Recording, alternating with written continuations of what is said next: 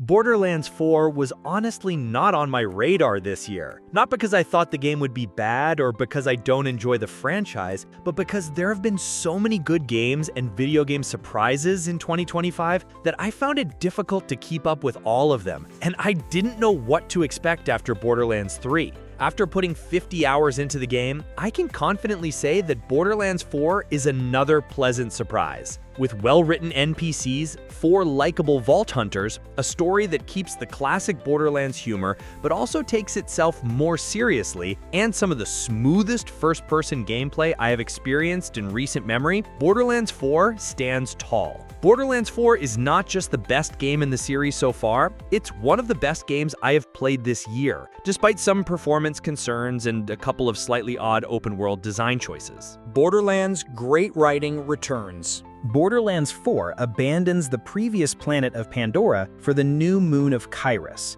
And that is a smart choice to both move Borderlands into the future and provide the optimal place in the series to jump in for newcomers. Starting the game as a prisoner, players will soon select one of the 4 new Vault Hunters and be quickly thrown into the conflict of Kairos. Under the Timekeeper's oppressive boot, the Vault Hunter must unite the Crimson Resistance and fight back against the Timekeeper's reign. That story takes players around a surprisingly large, mostly open-world map in an effort to unite the different cultures and tribes of Kairos against the Timekeeper. The 4 different regions provide a complex sense of community among Kairos' population, and some are more reluctant to help than others. Without spoiling anything, the plot itself is nothing too remarkable. It's simple, but that simplicity actually benefits the game design. The game's story focuses largely on the characters instead, and the NPC characters are well-written, often funny, and they all get moments to shine, some in surprising ways.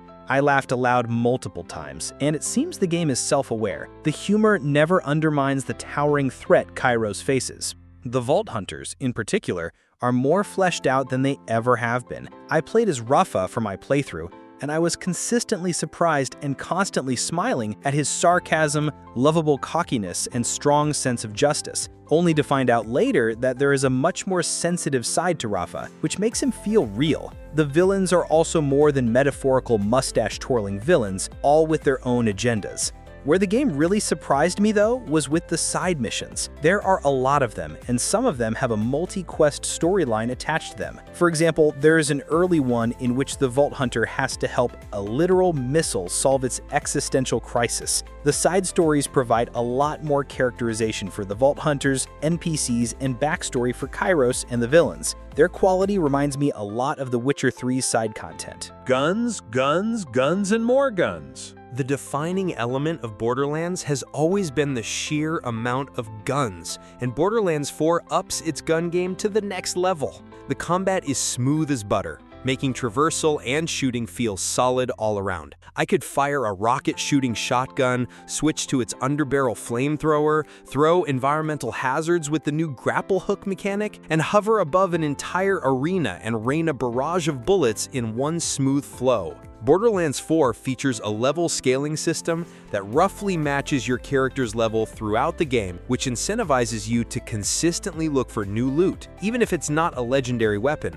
though there is a soft level requirement for each region. You may sometimes find yourself unable to continue the main story until you complete various side missions and get better gear, because the enemies will be too high a level. From insect-shooting pistols, to trash-talking grenades, to complex rep kits, the sheer number of guns and combinations is staggering. I never found myself attached to just one gun or loadout. I was consistently trying new guns out simply because they were all fun to play with and felt great to shoot. Of course, there is normal loot to be found around the world, but the real rewards come from taking down the game's bosses, which provide dozens of weapon drops and are also a showcase for how strong Borderlands 4's combat truly is. The bosses are often complex, requiring quick thinking, movement, and pattern recognition to survive. Some have quite a few surprises in store, keeping the fights engaging throughout. Character builds have the depth of an ocean. Creating powerful builds has been a staple of Borderlands, and Borderlands 4 takes build crafting to a new level.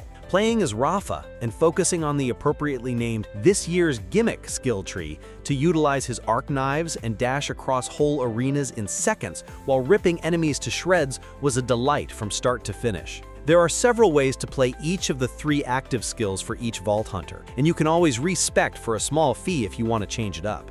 The sheer amount of choice and expansion over previous Borderlands games is on full display, and it works wonders in the game. I settled on building around corrosion splash damage, but there are many other ways to play Rafa even when using the same active skill. The skills feel distinct, and with so much variety and different combinations with the eventual endgame specializations, the depth for player experimentation is huge. In addition to the passive and active skills for each character, there are dozens of unlockable heads, torsos, and colors for each Vault Hunter for further player customization. The summonable vehicles and Echo 4 robot companion can also be customized. Almost all the customization options are unlocked from missions and challenges, incentivizing players to check their maps often, return to areas, and chase a different type of loot. The open world is a mixed bag.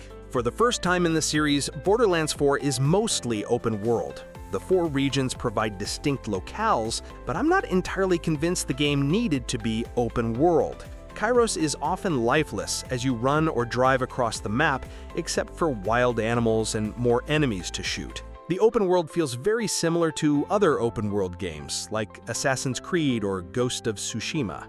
As you explore more of Kairos, the map will gradually lighten and provide new points of interest to see. Some of those lead to silos, which will lead to vault locations. Some lead to side missions, others lead to collectibles. The open world design does work here, but it's not anything original, and by endgame, it did start to feel more checklisty than I would have liked. Additionally, there are some side activities that require a significant amount of traversal, as the fast travel and respawn stations are often located quite far apart. This can sometimes make it feel like you are just driving across the world instead of being fully immersed in it. Oddly enough, some missions also require players to carry some objects, and they cannot be put on vehicles or taken with you via fast travel. You have to hoof it for those. The rewards are worth the exploration. The exploration itself is just not particularly engaging or memorable. Other than the environmental designs and enemies being mostly distinct to each major biome, they play the same and feature the same types of activities.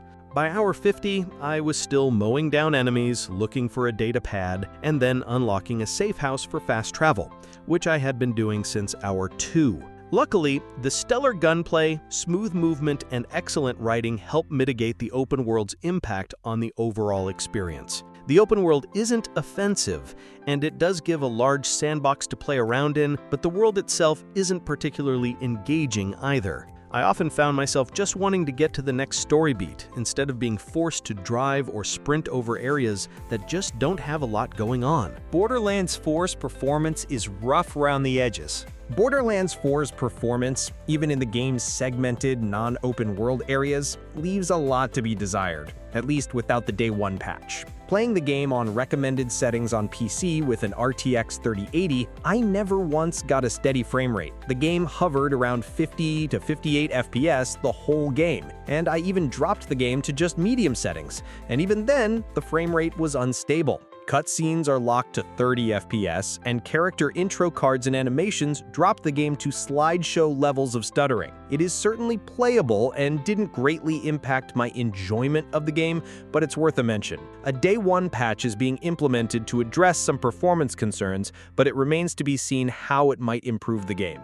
It appears Unreal Engine 5 continues to be a headache for developers. Borderlands 4 is a return to looter-shooter glory. Despite the open-world shortcomings and performance, I can honestly say that Borderlands 4 is the most fun I've ever had with the series. Charming writing, great characters, smooth gameplay, and a consistent loot rush push me to do just one more mission into the wee hours of the morning, over and over. The plot may be pretty predictable and straightforward, but its more grounded approach will likely please fans who are disappointed by Borderlands 3. Even after finishing the longer-than-expected main story, I still have so much left to do in Kairos. Borderlands 4's extensive endgame offerings and smooth co-op multiplayer experience will keep me coming back to the game for months on end. the series has officially returned to looter-shooter glory with Borderlands 4.